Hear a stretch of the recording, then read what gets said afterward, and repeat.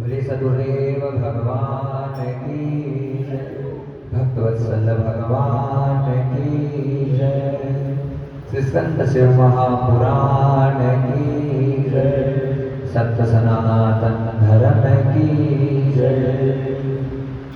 परमानंद का विषय समस्त भक्तों के लिए और परमात्मा की अनुपम अलौकिक अटूट कृपा के परिणाम स्वरूप इस दिव्य भव्य अलौकिक अनुष्ठान के पंचम दिवस में प्रवेश करने जा रहे हैं।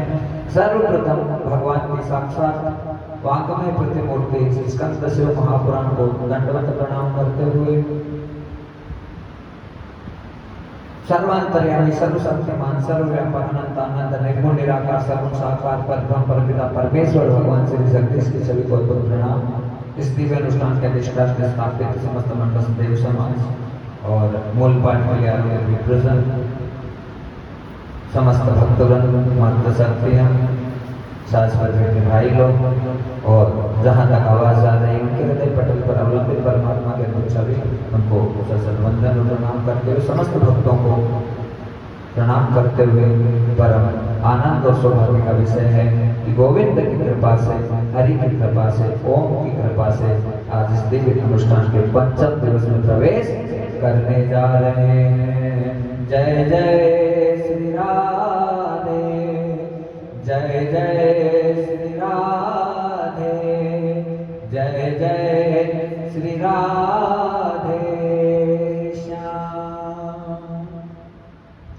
भाव का भूखा में भाव ही एक साथ, भाव का भूखा में भाव ही एक साथ, भाव से बदले मुझे तो होगा बेड़ा पार, भाव से बदले मुझे तो भाव से बेड़ा पार, भाव से बदले मुझे तो भाव से बेड़ा पार, भाव से बदले मुझे तो भाव से बेड़ा पार।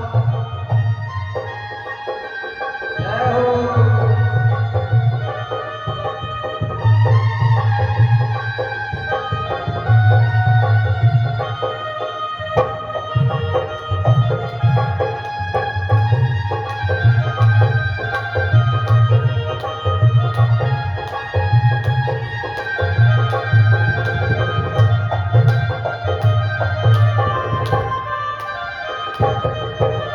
भाव का भूखा में भाव ही एक सार, भाव का भूखा में भाव ही एक सार, भाव से बदले मुझे तो भाव से बेड़ा पार, भाव से बदले मुझे तो भाव से बेड़ा पार, ओ रामा भाव से बेड़ा पार, ओ रामा भाव से बेड़ा पार। बोले सदगुरुदेव भगवान की जय। भाव का भूखा में भाव ही एक सार और भाव से भजले मुझे तो भव से बेड़ा पार। बड़े ही सुंदर पद के साथ में आज की कथा की शुरुआत हुई है। सब परमात्मा की कृपा समस्त भक्तों के होने और भगवान इस पद के माध्यम से कह रहे हैं कि हे भक्त जनों, तुम्हारी वस्तु से तुम्हारे भौतिक जितने पदार्थ हैं उनसे मैं कभी प्रसन्न नहीं हो सकता। बस तू मुझे मानता कितना है, तू मुझे भजता कितना है, तू मेरे प्रति श्रद्धा, समर्पण, भावना और विश्वास कितना रखता है। जितना तुम्हारा विश्वास मेरे प्रति है, बस उसी के मुताबिक मैं हमेशा तुम्हारे साथ हूँ। आज भगवान हम सबको बस इस पत्र के माध्यम से ये संदेश देते हैं महाराज कि परमात्मा को यदि रिझाना है तो उसका जो माध्यम है वो सच्चा प्रेम है। हमारे मन में जितनी अच्छी भावनाएं परमात्मा के प्रति जागृत रहती है, उसी के मुताबिक भगवान हमसे प्रसन्न रहते हैं, खुश रहते हैं। और हम चाहें लाख रुपए चढ़ा दें, और जितनी भौतिक चीजें हैं, सामग्रियां चढ़ा दें, और फिर कहें कि बस भगवान हमसे प्रसन्न हो जाए, तो उससे नहीं। मन में आपके कैसी भावनाएं चल रही है, बस भावनाओं से प्रभु रिझते हैं। और भावनाएं जागृत कहाँ से होती है? भावनाएं जितनी भी जागृत होती है वो हृदय पटल से जागृत होती है। बैठे बैठे प्रभु के लिए रुदन होने लगे, बैठे बैठे भगवान के लिए कभी हंसी आने लगे, बैठे बैठे कभी खिलखिलाते रहें, कभी आंसू आते रहें, रुदन करते रहें, बस अपने अंतर पटल में ही परमात्मा में लीन रहने की आदत हो जाती है, तो भाव हमारा हमेशा अद्भुत बनने लग जाता है। क्योंकि तुम्हारी आत्मा की ही शक्ति भगवान है, दूसरा कोई है नहीं महाराज। तुम्हारी आत्मा की शक्ति जितनी जागृत है, उतने ही तुम परमात्मा के करीब हो। एक बड़ा सुंदर प्रसंग है महाराज कि दो भिखारी एक मंदिर के बाहर बैठते, और कब बैठते कि राजा था जो पूजा करने आता था, तो बाईं साइड में भिखारी बैठ जाता था, दाईं साइड में भिखारी बैठ जाता था, और दोनों भिखारी बस एक बात कहते थे। एक तो ये कहता था कि बस हे भगवान तुम्हारी कृपा से मुझे भी सब कुछ मिल जाए, और एक ये कहता था भगवान राजा को तुमने इतना दिया तो बस राजा से मुझे कुछ मिल जाए। दोनों में भेद है। एक तो सीधा भगवान से मांग रहा है कि प्रभु बस आपकी कृपा हो तो मुझे सब कुछ मिल जाए, मुझे सब कुछ मिल जाए। और दूसरा बेटा बेटा कहता है हे भगवान आपने राजा को इतना सामर्थ्य दिया है कि राजा से मुझे कुछ मिल जाए। अब दोनों आपस में मंत्रणा करने लगते हैं, और जो ये कहता है कि रे भाई ऐसे भगवान से मांगने से क्या होगा, भगवान को डायरेक्ट थोड़ी आएगा तुम्हें कुछ देने के लिए, ये राजा है, इस राजा के द्वारा यदि हमें कुछ मिले तो हमारा जीवन फिर महान हो जाएगा, हमें इतनी सब चीजें प्राप्त हो जाएगी, प्रदान हो जाएगी, इसलिए राजा से क्यों नहीं मांगता। तो जो भिखारी था दूसरा वाला, वो ये हमेशा कहता है कि भैया यदि मुझे कुछ देगा तो भगवान ही देगा, और नहीं देगा तो कोई बात नहीं, मुझे तो हमेशा भगवान से ही मांगने की आदत है। अब राजा पूजा करने आया है, राजा को दोनों भिखारियों की मंत्रणा पता चल गई, तो जान गए राजा की ये दोनों आपस में ऐसा ऐसा सोचते हैं। आज राजा अपने दरबार में गया और उसने इन दोनों बातों पर विचार किया, तो विचार करके वो सोचने लगा कि देखो वो जो भिखारी डायरेक्ट भगवान से मांगता है, जरूर परमात्मा उसके बारे में अच्छा सोचेंगे, लेकिन जो एक दूसरा है केवल मेरे ऊपर डिपेंड हो रहा है, मेरे पर निर्भर हो रहा है कि मैं उसको कुछ दूं या मैं उसके लिए कुछ करूं, तो वो उसकी श्रद्धा का विषय है, पर वो मुझ पर इतनी श्रद्धा रखता है। अब दोनों के विषय में राजा सोचते सोचते अपने मंत्री को बुलाने लगा, और मंत्री को बुलाकर कहने लगा कि भैया जो मुझसे हमेशा मांगता है कि राजा मुझे कुछ दे दे, राजा मुझे कुछ दे दे, अच्छी सी खीर बनाओ, बढ़िया खीर बना के खीर का कटोरा पूरा भर दो, और भर के उसके अंदर इतनी सारी सोने की मोहरें डाल देना। राजा ने जो कहा वैसा का वैसा ही उस मंत्री ने कर दिया महाराज। बहुत अच्छे से खीर बनाई, और खीर बना के उस पात्र में डाल के और वो दोनों भिखारियों के पास गया। लेकिन राजा ने यही कहा था कि जो मेरे लिए बचता है, मुझे सारे दिन कहता है कि राजा से मुझे कुछ मिल जाए, राजा से मुझे कुछ मिल जाए, मुझे बस उसके हाथ में कटोरा दे देना। आज वो भिखारी के पास में मंत्री आए, और मंत्री ने जो खीर का कटोरा था उसे दे दिया। अब जैसे खीर को देखा तो बड़ा प्रसन्न हुआ, दूसरे भिखारी को कहने लगा देख रोज कहता था भगवान कुछ देते, भगवान कुछ देते, भगवान कभी किसी को ऐसे नहीं देता, अरे मैं तो राजा को भजता था, आज राजा ने इतनी अच्छी अमृतमयी खीर बनाकर मुझे मेरे लिए लेकर लेकर आए हैं और मैं इसे पीऊंगा धन्य हो जाऊंगा। वो तो महाराज एकदम आनंद से खीर पीने लगा। कटोरा बड़ा बड़ा था और खीर पीते पीते उसका पेट पूरा भर गया। उसने सोचा है दूसरा भिखारी भी बैठा है, ये बाकी की खीर का मैं क्या करूंगा। उसे नहीं पता चला नीचे सोने की मोहरें पड़ी है। वो जो कटोरा था वो दूसरे भिखारी को दे दिया। अब जैसे उसके पास में वो कटोरा आया, थोड़ी देर में लीलाई हुई कि जो भिखारी भगवान से मांगता था उसके पास में मोहरों से भरा हुआ वो जो कटोरा था वो पहुंच गया। और देखते देखते शाम का समय हो गया। सुबह आज दोनों भिखारियों के आने का समय था। तो जो भिखारी राजा से मांगता था वो तो आ गया, लेकिन जिसके पास में इतनी सोने की मोहरें मिल गई वो आज आया नहीं। इतने में ही तो राजा आ गया और राजा ने आकर देखा, तेरे भाई तू यहाँ पर बैठा है? हाँ बैठा हूँ महाराज। हे राजा जी, आपकी इतनी बड़ी कृपा हुई, आपने इतनी बढ़िया खीर मेरे लिए बनाकर भेजी। राजा को आश्चर्य हो रहा है कि केवल खीर ही नहीं थी, खीर के अंदर भी और सामान था। कहा भैया खीर पी ली, फिर और भी कुछ? कहा और क्या महाराज, जो खीर का कटोरा था मैंने जितनी मुझे भाई उतनी पी ली, बाकी मेरे पास जो भिखारी बैठता था उस भिखारी को मैंने दे दी। उसी समय राजा ने माथा पकड़ लिया, कहा इस संसार में देने वाला केवल और केवल भगवान है। अरे वो जो दूसरा भिखारी था उसका हमेशा यही भाव था कि भगवान मुझे देगा, भगवान मुझे देगा। आज हिस्सा तो उस भिखारी को मिलने वाला था जो राजा ने खुद उसके लिए इतनी मोहरें भेजी, लेकिन एक भी मोहर उसे नहीं मिली। और जो हमेशा प्रभु प्रभु प्रभु करता था वो आज लखपति और करोड़पति बन गया। बोले गोविंद भगवान की जय। तो भाव का भूखा हूँ मैं, भाव ही जग सार है, और भाव से घसले मुझे तो भव से बेड़ा पार है। और महाराज तभी बेड़ा पार होगा जब अटूट अनन्य और पूरा विश्वास परमात्मा के प्रति होगा। इसलिए बड़े प्यार और प्रेम से महाराज के साथ में गाइए। क्या गाना है? तेरी शरण शंभो, तेरी शरण शंभो, तेरी शरण तेरी शरण शंभो, तेरी शरण शंभो, तेरी शरण में आया हूँ शंभो, तेरी शरण में आया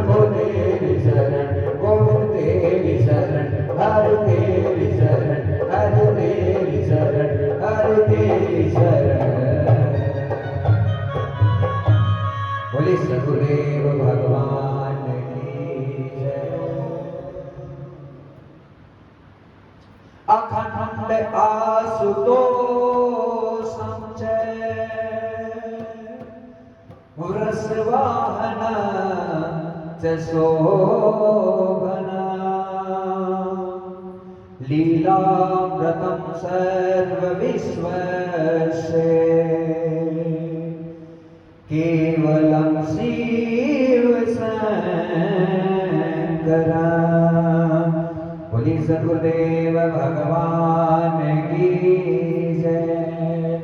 इस शंकर जी की अद्भुत कथा, अद्भुत लीलाएं महाराज चल रहे। स्कंद महापुराण और शिव महापुराण को मिलाकर एक अद्भुत सामंजस्य के साथ में आज पंचम दिवस की कथा में प्रवेश हमारा हो रहा है। बस भाव रखिए, भगवान के प्रति श्रद्धा रखिए, विश्वास रखिए। जीवन में ऐसा कोई काम नहीं तो नहीं होगा, सब बनेगा, सब बनेगा, सब होगा, सब होगा।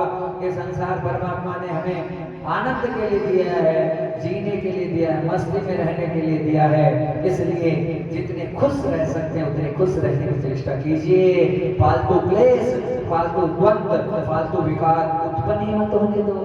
जैसे उत्पन्न हो साइड हो जाओ। जितना दूर रहोगे बीमारियों से उतने जीवन में आनंद रहेगा।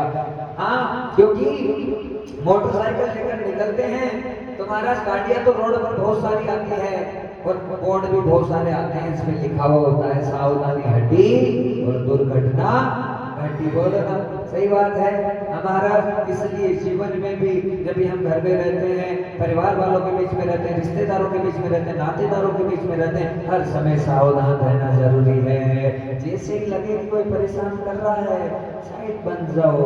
हाँ, और जितना दूर हो जाओगे भीड़ भाड़ से, प्रपंच से, फालतू की बकवास से, उतना बच जाओगे। कल अद्भुत अद्भुत कथाओं का श्रवण हमने किया। स्कंद शिव महापुराण का माता गंगा की महिमा को बताया गया, स्वामी कार्तिकेय जी के जन्म का व्याख्यान किया गया, भगवान जगन्नाथ के प्राकट्य का वर्णन किया गया और तिरुपति बालाजी कैसे प्रकट हुए उनको भी बताया गया।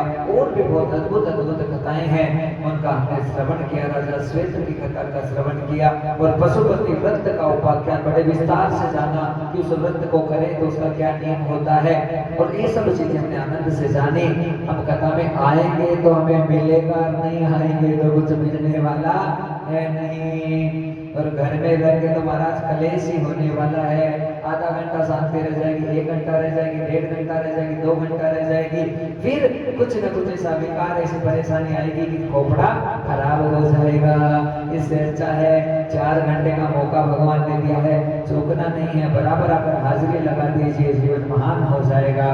आइए आज की कथा में प्रवेश करेंगे कि जब कल स्वामी कार्तिकेय जी का जन्म हुआ, इधर गणेश जी महाराज का जन्म हो गया था, तो उसके बाद में कार्तिकेय जी की कई बड़े उपाख्यान स्कंद पुराण कहती है कि स्वामी कार्तिकेय खुद आज शंकर जी के पास गए और जाकर कहा, हे पिताजी, ये ब्रह्म तत्व क्या है, ये ब्रह्मांड कैसे चलता है और इस ब्रह्मांड की उत्पत्ति कहाँ से हुई और उसके बाद में इस पूरे ब्रह्मांड का संचालन कौन करता है। अभी तक 4 दिनों की कथा में हम यही जान रहे थे कि लोमस मुनि है, वो सोनकादि ऋषियों को कथा सुना रहे हैं, लेकिन यहाँ पर ये अलग मंत्र नहीं हो रही कि कार्तिकेय जी शंकर जी के पास में गए हैं और जाकर अपने पिताजी से बहुत बड़े बड़े प्रश्न करने लगे हैं कि कैसे इस संसार का जो है समागम होता है और कैसे किस प्रकार से हरि की और आपकी हर की लीलाएं चलती रहती है। आज खुद शंभु शंकर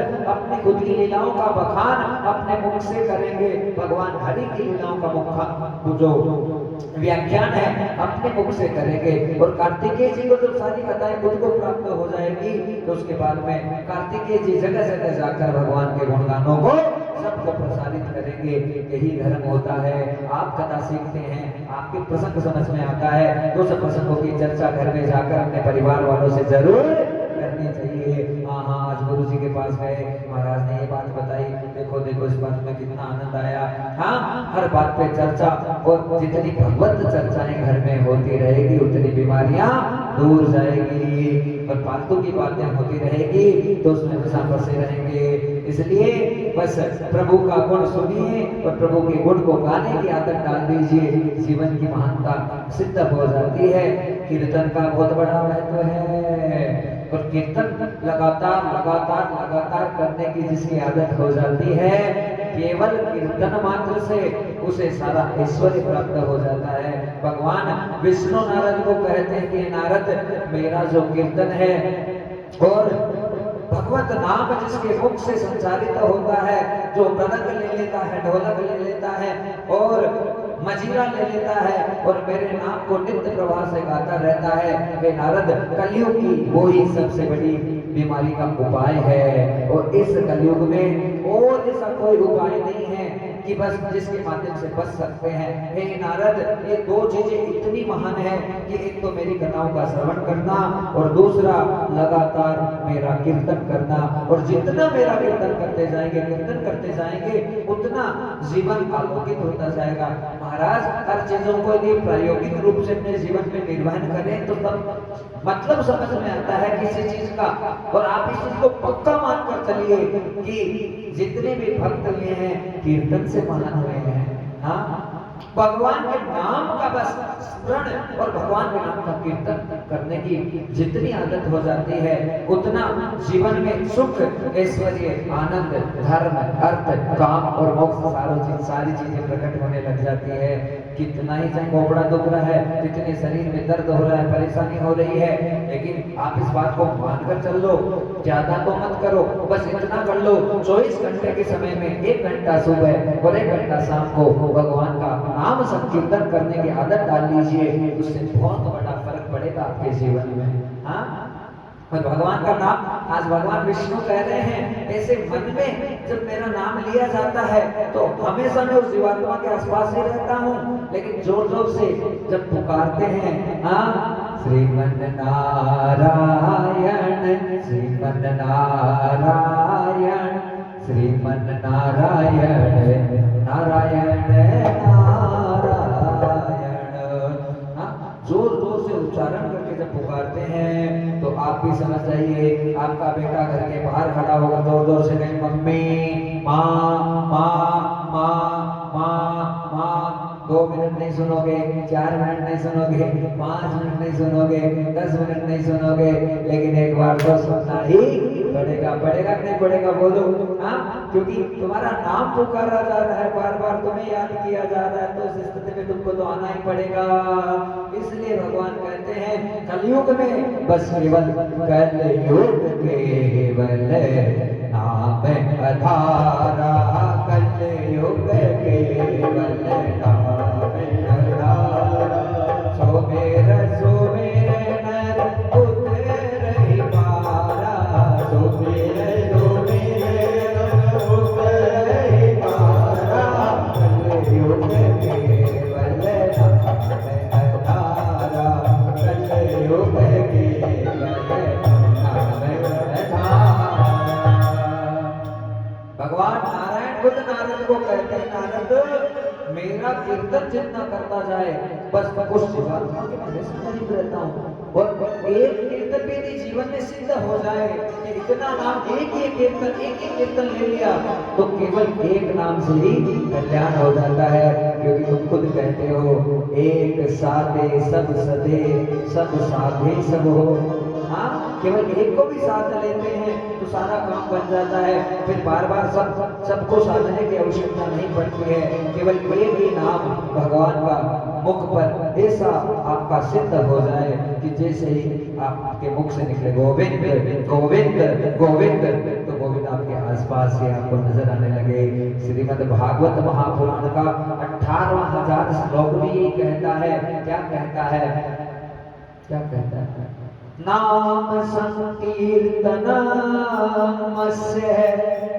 सर्व पाप प्रणाशना, श्री कृष्ण चरणां भोजं च स्मरन् दुःखं गमिष्यन्ति।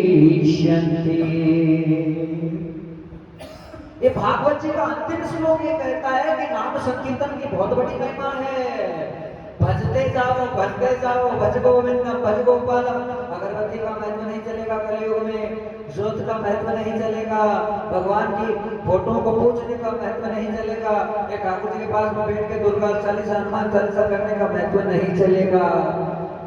हनुमान चालीसा भी करे, भगवान का नाम निकल रहा है, वो भी जोर जोर से उच्चारित करना चाहिए, लेकिन एक स्थान पर बैठकर भगवान का हरि कीर्तन करने की आदत रोज पटक लीजिए, उससे पक्का सुख आएगा। एकदम रामबाण इलाज है महाराज सब बीमारियों का। जितना कीर्तन बढ़ेगा उतना आनंद होगा। इसलिए भगवान के कीर्तन का बहुत बड़ा महत्व बताया गया है। और इसका पुराण यहाँ पर स्वामी कार्तिकेय जी ने बड़े बड़े प्रश्न शंकर जी से किए हैं और शंकर जी यहाँ पर नाम जाप का बहुत बड़ा महत्व बता रहे हैं। हाँ, श्री राम श्री राम श्री राम श्री राम श्री राम। हाँ, जय गोविंद जय गोविंद जय गोविंद जय गोविंद। ओम हरि हरि ओम हरि ओम हरि ओम हरि ओम हरि ओम।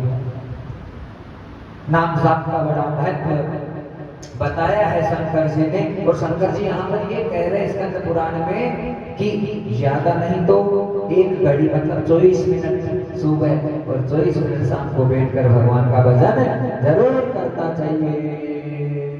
1 घड़ी आधी में पुनिया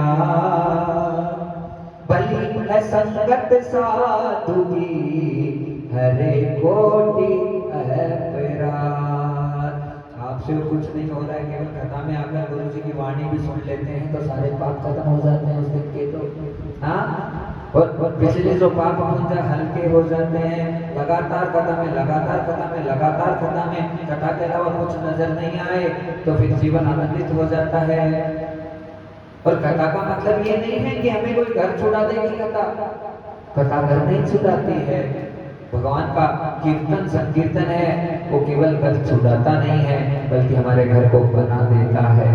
हाँ, हमसे महाराज इतने भजन करने से तो विरक्ति आ जाएगी, वैराग्य में चले जाएंगे। वैराग्य का मतलब घर छोड़ना नहीं होता है। वैराग्य का मतलब है अपने जीवन को साधना होता है। और घर में ही रहकर कि अब आयु हो गई है, अवस्था जा रही है, समय जा रहा है, पता नहीं कब यम का दूत आकर बुलावा दे देगा कि भैया चलता है, अब बचने वाला नहीं, चलो। तो उससे पहले बहू जी के हिसाब से निपटने की कोशिश करो, बेटों को बेटे के हिसाब से बात करने की कोशिश करो, और जितने परिवार वाले हैं उन्हें उसी हिसाब से बात करने की कोशिश करो। खुद को एकांत में महसूस करने की कोशिश करो कि जितना अलग रह के मेरे गोविंद का भजन हो जाए उतना ही मेरा कल्याण है। यहाँ पर भगवान शंकर और भगवान नारायण खुद अपने यज्ञों की महिमा बता रहे हैं। और स्कंद पुराण कहती है कि जब देवताओं को आहुति लगती है स्वाहा स्वाहा स्वाहा, उससे पूरा देव समाज बड़ा प्रसन्न हो जाता है। अग्नि भगवान का साक्षात मुख होता है। अग्नि में भगवान की आहुति लगने से परमात्मा को बड़ी प्रसन्नता प्रदान होती है। और कुछ नहीं करें, होम हमसे बड़ा हो या ना हो कोई फर्क नहीं पड़ता। लेकिन पहले की जो बुजुर्ग माताएं थी वो हमें बहुत बड़ी शिक्षा देकर गई थी कि जब रोटी बनती थी और रोटी को चूल्हे में जरूर डालती थी, बस उसी चीज का अनुसरण करो। यदि तुम चाहती हो कि वो गिरधर, वो शिव, वो गोपाल तुम्हारे घर में आकर तुम्हारे अन्न का भोजन ग्रहण करे तो उसके लिए छोटा सा अंगीरा कर लो और करके उसे प्रज्वलित कर लो। प्रज्वलित करके उसमें जो रोटी बनाई है उस रोटी का छोटा सा टुकड़ा घी में डाल के चीनी लगा के उसे अग्नि में जरूर प्रवाहित कर दो। यदि ऐसा करोगे तो निश्चित रूप से भगवान है तुम्हारे भोजन को आकर ग्रहण करेंगे। यज्ञ 5 प्रकार के बताए हैं, देव यज्ञ, पितृ यज्ञ, अतिथि यज्ञ, ब्रह्म यज्ञ, परिवेश यज्ञ। पर ये यज्ञ कई बार कथाओं में महाराज ने बता दिए हैं। तो महाराज यज्ञों का बड़ा महत्व है और सबसे बड़ा यज्ञ तो भगवान नारायण कहते हैं कि हे नारद, जो सबसे बड़ा यज्ञ है वो तो शरीर के द्वारा होता है। हाँ, जिसमें कोई आहुति की जरूरत नहीं पड़ती बल्कि शरीर में आहुतियां दी जाती है। कब दी जाती है? कि शरीर है वो हवन कुंड से कम नहीं है, ये सबसे बड़ा हवन कुंड है। और उसमें जब हम कोई ब्राह्मण होता है और ब्राह्मण यदि सिद्ध हो गया भगवान का भजन करते करते, यदि ब्राह्मण के सामने भोजन की थाली आई है और ब्राह्मण उस भोजन का भक्षण करता, उसे ग्रहण करता है, तो साक्षात उस ब्राह्मण के द्वारा बहुत बड़ा यज्ञ हो रहा है। हाँ, यदि क्षत्रिय है और अपने क्षत्रिय धर्म का हमेशा उसने पालन किया है तो बस केवल मेरे नाम का कीर्तन करने मात्र से उसका बहुत बड़ा यज्ञ हो रहा है। एक वैश्य है, अपनी ईमानदारी से धन को कमाया है और समाज के कार्य में अपने धन को खर्च करता है, तो वैश्य के द्वारा यदि किसी जरूरतमंद को कोई भिक्षा दी जाती है या कुछ जो धन है दान में दिया जाता है सही जगह, उसी समय उस वैश्य के द्वारा यज्ञ हो जाता है। और जो शूद्र है, जो तीनों वर्णों की सेवा में एकदम संपूर्ण रूप से सम्मिलित है और मन लगाकर तीनों वर्णों की सेवा करता है, उसके मन में कोई छल कपट भावना नहीं है, तो फिर उस शूद्र के द्वारा यज्ञ हो जाता है। भगवान नारायण कहते हैं कि एक स्थान पर बैठकर जब मेरे नाम का उच्चारण किया जाता है तो अंतर आत्मा में वो सबसे बड़ा यज्ञ होता है। और भगवान श्री हरि कहते हैं कि जब कोई योगी अपनी सांस को रोककर और मेरे अंदर ही अंदर आहुति लगाता है, अंदर ही अंदर आहुति लगाता है, तो उसके द्वारा बहुत बड़ा यज्ञ हो जाता है। तो महाराज ये यज्ञों की बड़ी महिमा भगवान नारायण के द्वारा बताई गई है और यज्ञ से भगवान प्रसन्न होते हैं। यज्ञ किसी भी प्रकार से हो सकता है। मैया गाय को सच्चे दिल से रोटी भी खिला दी तो बहुत बड़ा यज्ञ हो जाता है। किसी जरूरतमंद की मदद कर दी बहुत बड़ा यज्ञ हो जाता है। तीर्थ पर जाकर दान पुण्य कर दिया वो भी बहुत बड़ा यज्ञ हो जाता है। हाँ, एक बार बोलो ना श्री राधे।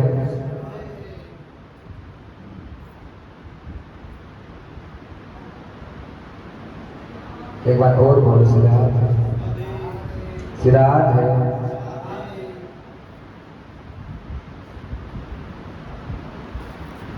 श्री राधे। अपने मोबाइल का कम से कम प्रयोग करें। व्यासपीठ पर यहाँ बैठने के बाद में जितनी जरूरत हो उतना ही मोबाइल देखें। बार बार एक बात को कहना शोभा नहीं देता। बोले ठाकुर जी महाराज की। और बुरा मत मानना, मानो तो तुम्हारी मर्जी। हाँ, तो मैं नहीं बोल रहा, वो बोलने वाला कोई और है। तुम्हारा भला चाहते हैं भगवान, परिवार का हो, वंश का हो, पुत्रों का हो, शरीर का हो, सबका अच्छा हो। इसलिए कम से कम कथा के समय मोबाइल का कम से कम प्रयोग करें। बोले ठाकुर जी महाराज की। कथा सुनिए, श्रवण करिए, इतने अद्भुत ज्ञान आपको मिलेगा नहीं कहीं पे। एकदम भगवान के द्वारा दी हुई वास्तविक जो सब चीजें हैं। स्कंद पुराण कहती है कि ये सब चीजें बस परमात्मा है वही प्रदान करता है, बाकी नहीं मिल सकता सब चीजें। तो अच्छे से कथा को ग्रहण कीजिए ताकि आपके परिवार का भी कल्याण हो। केवल हम यदि परमात्मा की सेवा में आए तो हमें ये नहीं सोचना है कि बस हमें दक्षिणा मिल जाए चले जाए। हाँ, दक्षिणा तो तुम्हें ऐसे ही मिलेगी क्योंकि तुम सेवा में हो, दक्षिणा में कोई कमी नहीं रहेगी। लेकिन दक्षिणा के साथ में अपना खुद का कल्याण कैसे हो जाए उस चीज के ऊपर ध्यान देना बहुत आवश्यक है। बोले गोविंद भगवान की जय। मैं तो राम जी को आकर के ध्याऊंगी, ध्याऊंगी, मेरे राम का गुण में गाऊंगी।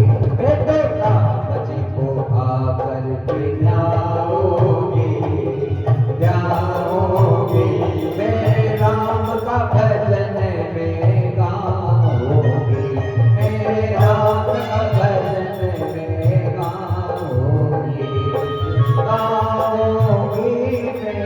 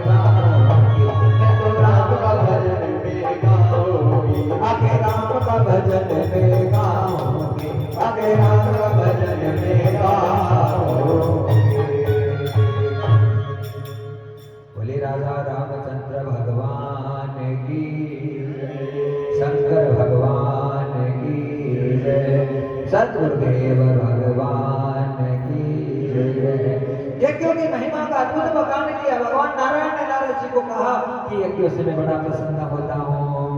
हाँ, और बस ये वही है, सबकी भलाई करते जाओ, अच्छे अच्छे कार्य करते जाओ, और कभी मन में अहंकार अभिमान मत लाओ कि तुमने ही कर दिया, तुमने कर दिया, तुमने कर दिया। हम कुछ नहीं कर सकते, केवल निमित्त होते महाराज, करने और कराने वाले केवल भगवान है। उनकी कृपा से सब चीजें, सब लीलाएं चलती है। आज स्वामी कार्तिकेय जी भगवान शंकर के पास आए, आकर बड़े बड़े प्रश्न करने लगे, प्रभु ये संसार कैसे विद्यमान होता है? हे शंकर जी, आपने क्या क्या लीलाएं की है? आपका स्वरूप, हे पिताश्री, मेरी औकात नहीं है, मेरा सामर्थ्य नहीं कि कुछ जानूं, लेकिन बस इतना मैं आपके मुख से सुनना चाहता हूँ कि क्या क्या, कैसे कैसे, किस प्रकार से सारी लीलाएं हैं वो चलती रहती है संसार में, आप कृपा करके बताइए। और महाराज आज जब स्वामी कार्तिकेय जी जो कि यहाँ पर प्रकट हो गए थे, इधर गणेश जी प्रकट हो गए थे, उस समय जो तारकासुर नामक राक्षस था, जैसा कि कल चर्चा कर रहे थे, उसका आतंक तो बड़ा भयंकर बढ़ रहा था। पर आज शंकर जी के पास में आने से पहले स्वामी कार्तिकेय जी ने तारकासुर का वध किया, और वध करते सारे देवताओं को शांति आ गई, और इंद्र का पद प्राप्त हो गया, देवताओं को भोग मिलने लगा। राक्षस इतने इतने खतरनाक हो जाते हैं कि इंद्र की गद्दी से हटाकर, हाँ, राक्षस खुद गद्दी पर बैठ जाते हैं। वरुण का काम चल देना है, लेकिन वहां पर वरुण का पद कोई राक्षस ग्रहण कर लेता है, अग्नि का पद कोई दूसरा राक्षस ग्रहण कर लेता है। इस संसार को चलायमान करने के लिए जितने देवता है, उनका पद कोई राक्षस ग्रहण कर लेते हैं, और फिर क्या होता है, सत्ता राक्षसी हो जाती है। और जब सत्ता राक्षसी होती है तो फिर अच्छा काम करने वाला कोई भी होगा, उसे आराम नहीं मिलेगा, उसे दुख मिलेगा, तकलीफ मिलेगी, परेशानी मिलेगी, क्योंकि देवता कहाँ होते हैं? देवता शरीर में ही होते हैं। हाँ, जीवन में वातावरण का सबसे बड़ा फर्क रहता है, कैसा माहौल रहता है, कैसा वातावरण रहता है, वातावरण के हिसाब से सब चीजें होती हैं। अच्छा वातावरण रहता है तो शरीर अपने आप आनंदित रहता है, और वातावरण कब अच्छा रहेगा कि जब हम केवल अच्छी अच्छी बातों का, अच्छी अच्छी चीजों का और सत्संग का सेवन करेंगे तो उनसे सब चीजें आनंदित होगी। देवताओं की अच्छी बातें बर्दाश्त हो सकती है, लेकिन राक्षसों की अच्छी बातें बर्दाश्त नहीं होती है। आज स्कंद पुराण की कथा कहती है कि भगवान जो शंकर हैं वो अपने पुत्र कार्तिकेय को बड़ा आशीर्वाद दे रहे हैं। कहा, पुत्र आज तुम्हारे कारण से तारक का वध हो गया, वध हो गया, क्योंकि तारकासुर का वरदान क्या था? उसने ये कहा था कि मैं शंकर के पुत्र से ही मेरी मृत्यु हो, और ऐसे नहीं मरा, बहुत भयानक युद्ध हुआ। राजा मुचकंद ने भी उस युद्ध में बहुत बड़ा योगदान दिया। स्कंद पुराण की कथा कहती है कि उसके बाद में तारकासुर का वध आज कार्तिकेय महाराज के द्वारा हो गया। बोले कार्तिकेय भगवान की जय। शंकर जी के पास आए, बड़े बड़े प्रश्न करने लगे, और भगवान शंकर है स्कंद पुराण के माध्यम से और खुद अपने शिव महापुराण के माध्यम से अद्भुत अद्भुत व्याख्यान है कार्तिकेय जी को सुनाने लगे। और सुनाते सुनाते कहने लगे कि भगवान हरि और हर, हम दोनों मिलकर ही पुत्र इस संसार को चलायमान करते हैं। ब्रह्मा, विष्णु और महेश, इन तीनों के द्वारा ये सारी शक्ति है उसका संवन होता है। ब्रह्मा है वो उत्पत्ति करता है, विष्णु है सबको खिलाता है, पिलाता है, खुश रखता है, भोग करवाता है। हाँ, और मैं जब चाहता हूँ तब वापस मृत्यु का देवता हूँ, हाँ, और मृत्यु लोक में रहता हूँ। जब चाहता हूँ तब वापस जीवात्मा को अपने पास बुला लेता हूँ। इस प्रकार से शंकर जी सारी चीजें कहने लगे। वारों के बारे में बताने लगे कि जो 7 वार हैं, रविवार, सोमवार, मंगलवार, बुधवार, गुरुवार, शुक्रवार, शनिवार, इनका बड़ा महत्व है। और ये जो वार उत्पन्न हुए उनके अलग अलग देवता हैं। हम कहते हैं सोमवार का दिन शंकर जी का है, लेकिन शिव महापुराण और स्कंद महापुराण की कथा कहती है कि रविवार का जो दिन होता है वो शंकर जी का होता है। बोलो ना श्री राधे। हाँ, रविवार को शाम के समय शंकर की पूजा करने का मतलब बहुत प्रसन्नता प्रभु को प्राप्त होती है। हाँ, शंकर अग्नि का स्वरूप है और अग्नि है सूर्य से संबंधित है। और रविवार हमेशा कहते हैं सूर्यवार होता है, लेकिन रविवार का जो दिन है वो शंकर की पूजा के लिए विशेष दिन होता है। उसमें त्रयोदशी आ गई, चतुर्दशी आ गई, हाँ, और अमावस्या आ गई, पूर्णिमा आ गई और प्रदोष काल रहता है। उस स्थिति में यदि भगवान शंकर का कुछ पूजन हो जाता है, भगवान बड़े प्रसन्न होते हैं। सोमवार का दिन माँ दुर्गा का होता है, जगदम्बा का होता है, जो पार्वती गौरी के नाम से जाना जाता है। मंगलवार का जो दिन है वो स्वामी कार्तिकेय के लिए होता है, जिसे हम बालाजी का दिन कहते हैं। हाँ, और बुधवार का जो दिन है वो भगवान नारायण का दिन होता है। गुरुवार को मानते हैं, लेकिन शिव महापुराण कहती है कि बुधवार का दिन और बुधवार के दिन में यदि विशेष पूजा अर्चना भगवान विष्णु की जाए तो भगवान बड़े प्रसन्न होते हैं। जैसे हम कहते हैं कि गणेश जी का दिन भी बुधवार होता है। और गुरुवार का जो समय वो ब्रह्मा का होता है। ब्रह्मा जी अपनी लीला गुरुवार को, और विष्णु का नारायण का संबंध ब्रह्मा से रहता है, इसलिए हम कहते हैं कि गुरुवार को भी नारायण की पूजा विशेष मानी जाती है। हम कहते हैं गुरुवार को साबुन नहीं लगानी चाहिए, हाँ, नाखून नहीं काटने चाहिए, बाल नहीं धोने चाहिए, एक प्रकार के नियम है महाराज। पीले वस्त्र से भगवान बड़े प्रसन्न होते हैं, पीली सब चीजें प्रभु को अर्पित करनी चाहिए। शुक्रवार का दिन इंद्र का होता है, जब भोग विलास या भोग से संबंधित जितनी संसार से संबंधित भोग विलास की जो चीजें चाहिए उसके लिए हम शुक्रवार को इंद्र की पूजा होती है। शनिवार को यम की पूजा होती है, यमराज की। हाँ, शनिवार का दिन यम का दिन होता है। इस प्रकार से वारों का निरूपण किया भगवान शंकर ने, उनके अलग अलग देवताओं के बारे में बताया और अलग अलग तीर्थों का वर्णन करने लगे। और तीर्थों का वर्णन करते करते पुरुषोत्तम जगन्नाथ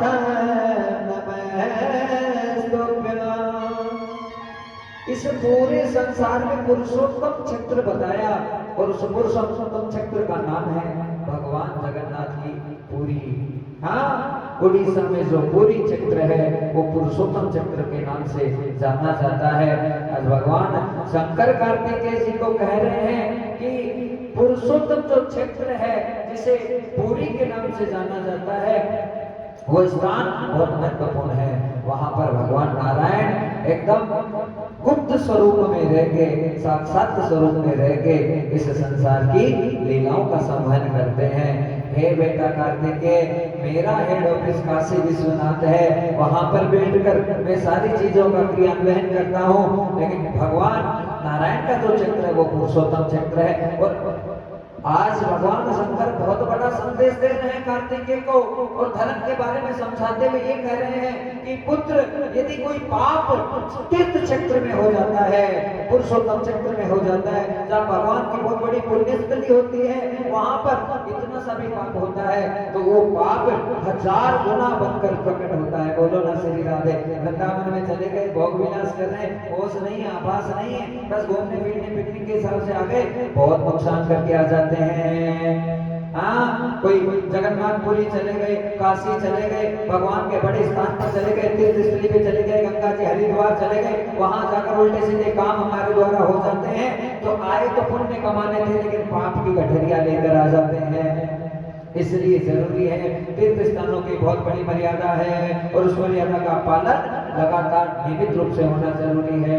हे पुत्र कार्तिकेय, तीर्थ स्थान पर हुआ पाप छोटा सा पाप होता है, लेकिन कैंसर का फोड़ा भी छोटा होता है, देखते देखते बहुत बड़ा दुख देता है। इसी प्रकार से तीर्थ क्षेत्र में किया हुआ छोटा सा भी पाप बहुत परेशान करता है, जल्दी से छूटता नहीं। हाँ, पर भगवान शंकर कहने लगे सर्व पापम विमोचय पापम सर्व से। सारे पाप खत्म करने का जो विधान है वो तरीका है कि एक तो मेरी कथाओं का श्रवण करना हो जाए और साथ में मेरे नाम का गुणगान करना हो जाए। घर बैठे बैठे ही हम बड़े से बड़े पाप को खत्म कर सकते हैं। आज अद्भुत अद्भुत बातें बताने लगे, तीर्थ क्षेत्र की बड़ी महिमा भगवान शंकर के द्वारा बताई जाने लगी। बाबा शंकर कहते हैं कि वृंदावन का जो क्षेत्र है, जो मथुरापुरी है, जो द्वारिकापुरी है, जो जगन्नाथपुरी है, उन पुरियों का बहुत बड़ा महत्व है। और मथुरापुरी के बारे में भगवान शंकर कहने लगे, कार्तिकेय तुम इस कथा को ध्यान से सुनो। इधर लोमस मुनि सुनकाते ऋषियों को कथा सुनाते सुनाते वृंदावन धाम की अद्भुत महिमा को बताने लगे और कहने लगे कि भगवान श्री कृष्ण यहाँ पर अवतार लेकर प्रकट हुए और कृष्ण के स्वरूप को जो भगवान शंकर बता रहे हैं, इसका पुराण में बड़े विस्तार से बताया है। और वो ये कह रहे हैं कि भगवान श्री कृष्ण जो साक्षात पर ब्रह्म का स्वरूप है और वही अवतार लेकर प्रकट हुए, तो उनकी लीलाओं का बखान इतना है जिसकी कोई कल्पना नहीं कर सकते। वो पूर्ण परमेश्वर के रूप में अवतार लेकर प्रकट हुए और क्या किया उन्होंने जो पाप छाया हुआ था पूरे धरती लोक पर, उस पाप को अपने में समाहित कर दिया, वहन कर दिया, धरती का भार उतारा। और उतारने से पहले जब गौ माता भयंकर तरीके से रुदन करने लग गई, धरती माता खुद गौ माता का रूप बनाकर प्रभु पर भगवान के पास में गई और जाकर याचना करने लगी कि मुझे और कोई रास्ता नजर नहीं आ रहा, ये धरती है प्रलय में चली जाएगी प्रभु, और मैं बड़ी दुखी हूँ, बड़ी परेशान हूँ, आप मेरा भार उतारिए। कार्तिकेय जी को भगवान शंकर कहते हैं कि बस वो भगवान श्री कृष्ण साक्षात पर ब्रह्म का स्वरूप लेकर मथुरा में जन्म लिए और जन्म लेकर गोकुल पहुंच गए। गोकुल पहुंचने के बाद में अद्भुत बाल लीलाएं की और बाल लीलाएं करने के बाद में कई प्रकार के असुरों का वध किया। वध करने के बाद में जो सबसे बड़ा असुर था भोजपति कंस, उस कंस का वध किया। और भगवान ने श्रीमद् भागवत महापुराण का ये माध्यम है और ये भागवत से संबंधित कुछ चर्चाएं जो कि हम कई बार सुन लिए हैं, इसलिए इन सब चीजों को ज्यादा विस्तार से नहीं बताएंगे, संक्षिप्त करके आगे बढ़ेंगे। और ये बता रही है कि शंकर जी कह रहे हैं कार्तिकेय को कि भगवान जब मथुरापुरी में उत्पन्न हुए तो उसके बाद में उन्होंने प्रेम की लीला का संवहन किया और पूरे विश्व को, पूरे ब्रह्मांड को संदेश दिया कि प्रेम से बढ़कर कुछ है नहीं। हाँ, गोपियों का प्रेम भगवान श्री कृष्ण के प्रति अनन्य था। आज महादेव जी कहते हैं कि बस उस लीला का आभास मैंने स्वप्न किया। हे पुत्र, वो भगवान श्री कृष्ण की अद्भुत लीला थी जिसमें केवल प्रेम का संयोजन था, भाव का संयोजन था। और वो भाव होता है उससे कि श्री कृष्ण है, गिरधर है, गोविंद है, वो रिझते हैं और वो प्रसन्न होते हैं। किसी ने कह दिया अरे भैया शंकर को भजो, शंकर को भजो, शंकर को भजो। किसी ने कह दिया हरि को भजो, हरि को भजो, हरि को। कहने से ना तो हरि प्राप्त होगा ना हर प्राप्त होगा। हर तक जाने के लिए, ओम तक जाने के लिए पहले हमें सबसे पहले है श्री कृष्ण को अपने आत्मा में बैठाना पड़ेगा। बोलो ना ठाकुर जी महाराज की। जब तक कृष्ण का भजन परिपक्व नहीं हो जाएगा, रोम रोम तुम्हारा कृष्णमय नहीं हो जाएगा, तब तक तुम्हें उस ओम की प्राप्ति नहीं हो सकती, उस परमेश्वर की प्राप्ति नहीं हो सकती। हाँ, अब वो परमेश्वर श्री कृष्ण ही है, वो आत्मा में आ गए तो तुम्हें संसार से संबंधित सारी चीजों, सारी गतिविधियों को पार करके तुम एकदम भाव पार लगा देंगे। लेकिन सबसे पहले भगवान का भजन करना पड़ेगा। आज शंकर जी ने कहा कार्तिकेय बेटा, ये जो सारी लीलाएं हैं भगवान कृष्ण ने की और उनकी लीलाओं का कोई पार नहीं है। उनके बहुत सारे पुत्र हुए, पौत्र हुए, खूब वंशज हुए। बाद में भगवान ने खुद ये निश्चय किया कि मुझे अब मेरी सारी लीलाओं का संवहन करके अपने धाम पर वापस लौट जाना चाहिए। आज इस प्रकार से भगवान श्री कृष्ण की अद्भुत लीलाओं के बारे में शंकर जी कार्तिकेय जी को बताने लगे और कार्तिकेय जी बड़े प्रसन्न हो रहे हैं। तीर्थ स्थलों की महिमा को बताते बताते वो कई स्थानों को याद करने लगे और महाराज स्थानों को याद करते करते सीधे पहुंच गए। बोलिए बद्री नारायण भगवान की जय। बद्रिकाश्रम में भगवान नारायण श्री हरि नर और नारायण के स्वरूप में साक्षात रूप में प्रकट हुए। आज इस कथा को सुनाने लगे। श्रवणं तत्त्वमूलं च सावधानतया शृणु जगदीश्वर उपाख्यान तत्व प्रदर्शितो भवेत्। हे बेटा कार्तिकेय, ये भगवान श्री हरि की जितनी लीलाएं हैं वो साक्षात उस भगवत तत्व को प्रदर्शित करती है।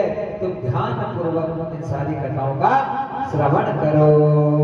और आज हम सब जानते हैं 4 धामों की बात आती है तो यमुनोत्री, गंगोत्री और केदारनाथ और बद्रीनाथ, ये 4 स्थान है। जब इस स्थानों पर यदि एक बार जाकर माथा भी टिक जाता है तो जीवन के चाहे जितने भी बुरे से बुरे कर्म हो, बुरे से बुरे पाप हो, सारे पापों से मुक्ति प्रदान हो जाती है। और शंकर जी कह रहे हैं उत्तराखंड की जो भूमि है वो देव भूमि है और उस देव भूमि में इतना आनंद है कि उस भूमि में प्रवेश करते हैं महाराज, वो वादियां देखिए, वो प्रकृति देखिए, वो इतनी सुंदरता, वो पेड़ पौधे, वो पर्वत, वो पहाड़, वो विशालता, वो आनंद, वो उन्माद कि देखते ही बनता है। नास्तिक से नास्तिक भी होगा फिर भी उसके मन में परमात्मा के प्रति भावना जागृत हो जाएगी। इतनी सुंदरता, इतनी भव्यता, इतनी अलौकिकता कि बस देखते जाइए, देखते जाइए। भगवान शंकर कहते हैं कि जो क्षेत्र है उत्तराखंड का वो देवभूमि है, वहां पर सारे देवता निवास करते हैं। और उसी धामों में जो कल बताया गया था कि गंगा माता प्रकट हुई थी हर की पौड़ी में, और वहीं से आगे लगभग 400 किलोमीटर ऊपर जाते हैं तो बद्री का आश्रम, बद्री नारायण भगवान का विशाल मंदिर बनाया हुआ है और पहाड़ क्षेत्र पे है। शंकर जी खुद कह रहे हैं इस स्थान की बेटा बहुत बड़ी महिमा है, बहुत बड़ी महिमा है। और इस स्थान पर केवल पहुंचने मात्र से समझ जाएगी साक्षात श्री कृष्ण के ही दर्शन हो रहे हैं।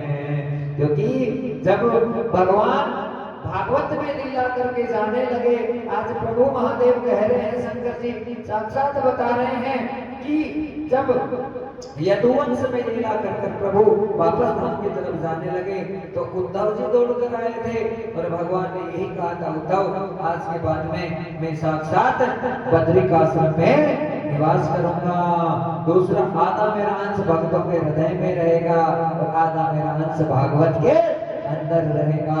अलग अलग भागों में प्रभु ने अपने आप को स्थापित किया है, लेकिन बद्रिकाश्रम में जब भगवान जाने लगे धाम पे तो क्या किया? पादमूलं च पादं यथा चरण पादुकां प्रतिष्ठितो। उद्धव जी को भगवान ने अपनी चरण पादुकाएं दे दी और देकर ये कहा कि आप बद्रिकाश्रम में चले जाइए। और वहां पर मंदिर में आज भी जाएंगे तो गुरु जी तो भी जाके आए थे, वो रोंगटे खड़े हो रहे हैं। वहां पर भगवान की चरण पादुकाएं आज भी मौजूद है, उसके दर्शन होते हैं। हाँ, वो उद्धव जी जो चरण पादुका लेकर गए, उस चरण पादुका की आज में पूजा है महाराज। योगी का मुख है, उससे पता नहीं कितना कल्याण हो, लेकिन योगी के चरणों से, उसके चरणों की रस से बहुत बड़ा कल्याण होता है। और ये बद्रिकाश्रम, बद्री विशाल का मंदिर कैसे प्रकट हुआ, क्या हुआ, इसकी क्या कथा है, आइए इस कथा को बड़े आनंद से हम श्रवण करते हैं। भगवान शंकर अपने खुद के मुख से इस बद्री विशाल की अद्भुत कथा का उपाख्यान करने लगे और कहने लगे, प्यारा धाम है नारायण का, साक्षात विराजित है वहाँ, दर्शन को आता है भक्त कोई, दर्शन देते हैं प्रभु यहाँ। जैसा भाव लेकर जाए वैसा ही फल पाते हैं। प्रभु चरणों में चित्त लगाकर जीवन धन्य बनाते हैं।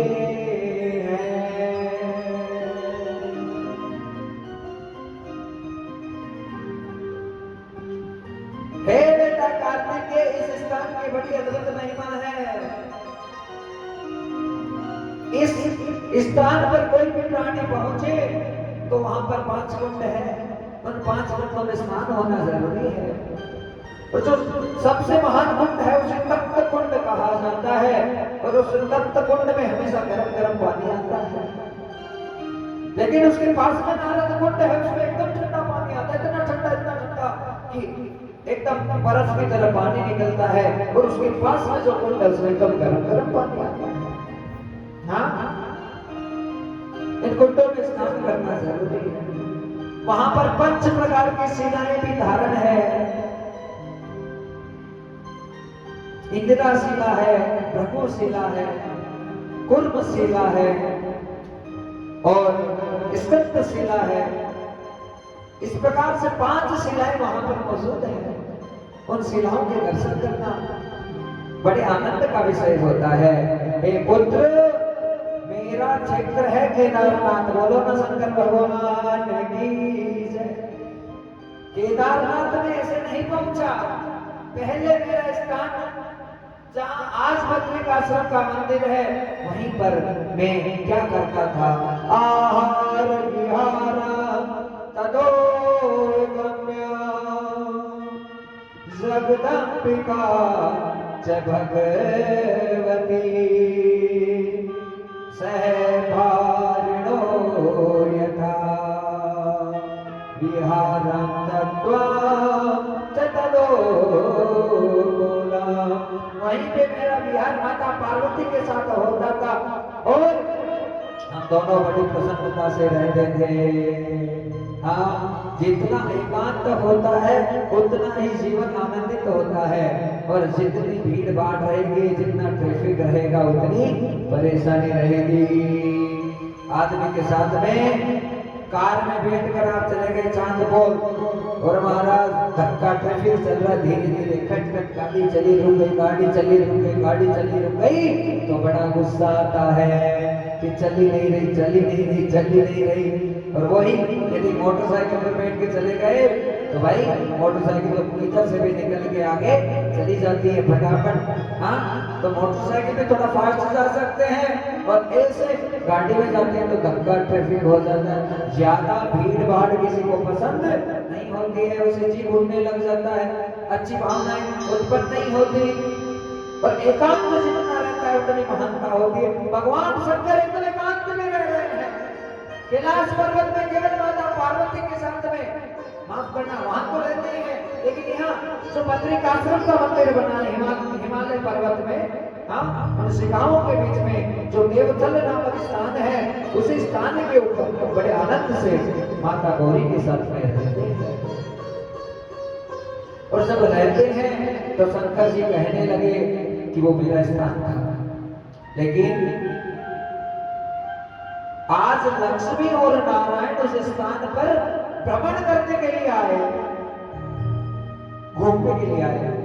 और जैसे ही माता लक्ष्मी का चरण उस स्थान पर पड़ा पुत्र, तो उसी समय माता लक्ष्मी के मन में ये इच्छा हो गई कि मैं हमेशा के लिए यहीं रहूं, यहाँ मेरा स्थान हो जाए, मैं विराजित हो जाऊं, मेरा निवास हो जाए। और ये सोचने लगी कि मैं रहूं या नहीं रहूं, लेकिन ये क्षेत्र नारायण क्षेत्र हो जाए, ये नारायण हरि क्षेत्र हो जाए, बस ये हरि का क्षेत्र हो जाए। और वो ही माता लक्ष्मी जिद करने लग गई, किससे? भगवान नारायण से कहा, मुझे क्षेत्र चाहिए, मुझे क्षेत्र चाहिए, मुझे क्षेत्र चाहिए।